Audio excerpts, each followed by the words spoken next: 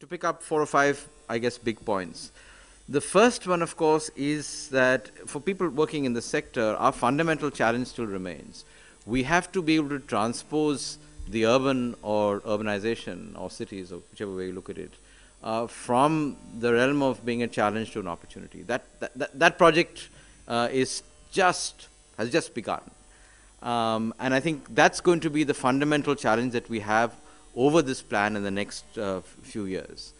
The evidence that we've heard speaks to 2 or 3 important things. One, of course, is there's tremendous dynamism and there's a lot of things happening. There's a lot of innovation happening. However, and with this growth, however, it's moderately clear that as far as urban India is concerned, poverty is increasing, inequality is increasing, there's a deepening of exclusion, and interestingly now you have new evidence to say that this is also happening on traditional lines. So we have some fundamental challenges that we have to address, and we're reaching a point now with Gini potentially touching point 4, etc., that we have to start looking at it from a national perspective, politically and otherwise. This is accompanied with 2 things that are of great concern. One is the crisis of work, and we've heard that talked about very sort of eloquently in many subsections. And of course, the thing that's really bothering is both the informalization and the casualization, and it's a structural challenge that we're facing as far as that's concerned. The second thing is that there's a huge land market failure, and we've been sort of head in the sand on this thing now for 40 or 50 years because Bombay's been happening for a long time. It's not like happened yesterday. So that has to be addressed very critically. It has an impact on the macroeconomy. It has an impact on our political system, and obviously has an impact on where our cities are going to grow and how it's going to grow. So that has to be sort of frontally addressed. And it's interesting that the discussion is opened on property rights and titling and entitlements around that. But if you don't deal with that, the linkage between the political economy and the operational reality of dealing with inequity and poverty will not be possible to deal with. Having said that, our ability to mobilize around this question, whether it's at the community level or even within government, and also I would say even politically, is not as much as one would have expected at this point of time. So there needs to be spaces created for that mobilization to actually happen. And this is across all these different actors, and I think the reason why this discussion is actually very interesting is because it provides the beginning of those spaces. And I'll start with one critical thing, and that is, if the political class or political mobilization doesn't happen, this won't actually work. And in that sense, I think there is a big project to engage with, because in all my discussions with people in both parliament and with the legislatures, this imagination of India as it might be and as it is still a fundamental issue, and you have to take that forward. And to pick up on the judicial question, I would include the judiciary as part of that challenge, because at the moment, given our system, our common law system, the judiciary is doing as much legislation and setting precedent almost as Parliament is, especially as Parliament is becoming less and less has not been engaging very much in this question. So that's a serious challenge. And we put up the slide yesterday. It really is something that deals with about 5 to 10,000 people. But we have to engage with that in a very concrete way, because unless that moves, things don't happen. And once that happens, and I would imagine there are 2 or 3 things that need to be addressed. There's the entitlement question that has to be addressed both theoretically and practically. Then obviously the service question, the linkage between jobs, land, so where people work, where they live, and how they earn their livelihoods and how surplus is generated is very important. Because what we are finding is that surplus generation, which is the basis on which cities function, is actually being seriously challenged. So there's lots of people doing a lot of work, but the surplus formation is both skewed and we're actually demolishing and constraining that as far as poor people are concerned. Very briefly to summarize, that when we talk about inclusion, who are we including? And we are talking about the vulnerable urban populations. We're not talking about the old style poverty line, or what is now being considered as the poverty line. So these include the working poor in the urban informal economy, the informal settlements, people living in informal settlements who have lack of basic services, and the socially vulnerable. I think what we tried to talk about was the inclusion in cities. What is the vision, which we spent quite a bit of time talking about the vision and the negative vision both. What works, what practically works, and what are some of the things that can be done. Employment came up as a very strong issue, and today also the occupational vulnerability is perhaps the most significant identification. And how can you be, what does inclusion in employment mean? Many, many different issues came up, including, I think, which I feel very strongly about, is the exclusion of manufacturing.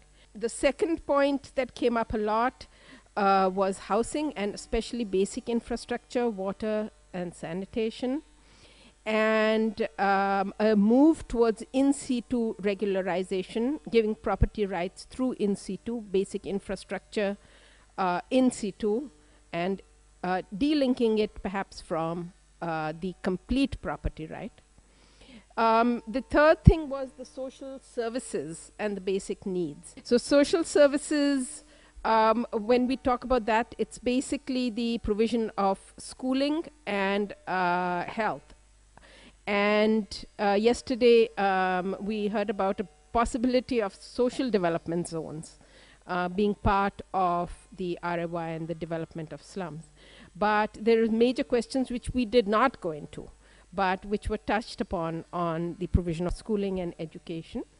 Then there's the whole issue of social protection, which has a variety of schemes already under it. Perhaps the biggest one is the public distribution system. One thing that came out very strongly was the identity and recognition.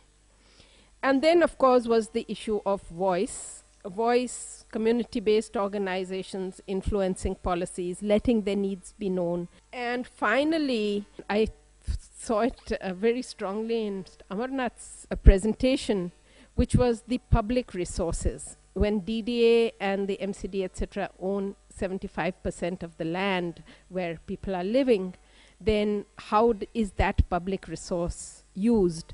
So there is a lot of public resource which is owned by government agencies. And can that be equitably used? Can it be a common resource in some way, can be used for the poor?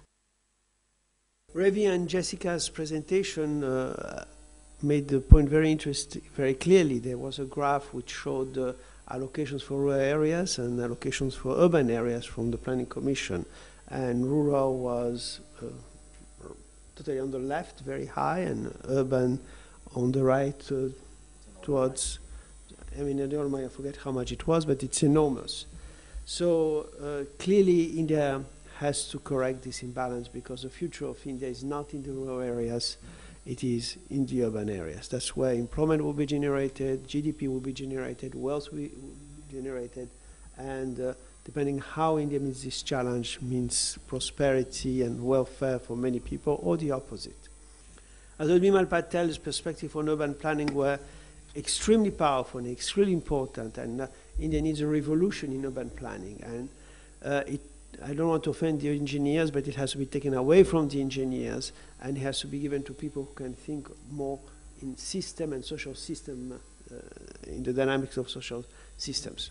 The Joint Secretary, Ray Aruna Sundaraj, I think was very reassuring that Ray, at least for the time being, is taking a very clear position that the response to slum is not to move them away from the city, it's not to put them in towers, but it is to rehabilitate slums. And we do hope that the Ray program will follow and be able to cut across vested interests and bad ideas to remain faithful to its original goal. Bijal Bhatt made very compelling and very interesting reviews of what slum development could be. This is also important along with Marco Ferrario's experiences in different slums. I think these are very valuable experiences. As well, Patricia's point on the economics of land in urban areas is something that is at the heart of all that we're discussing, as at the heart of the mismanagement of cities, the sprawl of cities horizontally, the cost, the loss of economics of agglomeration, and so on and so forth. And ultimately, everybody pays, not only the poor, but also the middle class. It's a very fundamental point. I wonder whether, if we were doing this again, we would talk more about cities from the perspective of women and girls. I think that's something that's been touched on quite a lot, but I'm a bit surprised in talking about inclusive cities that the gender perspective doesn't make it on your list in a way. But I think we have seen the opportunities. I think we've seen the opportunities in the openness of all participants for discussing some of these challenging issues, including the government openness to discuss issues around their schemes. And finally, just to make one comment that I made at the beginning, I do hope we keep in mind, it's often quite easy to think about this in terms of the larger cities, and we've talked a lot about Delhi today, but this is in the agenda of how it affects some of our smaller cities with lower capacity for dealing with some of these issues is something we must also keep very much in our minds. So thank you very much for such a rich discussion.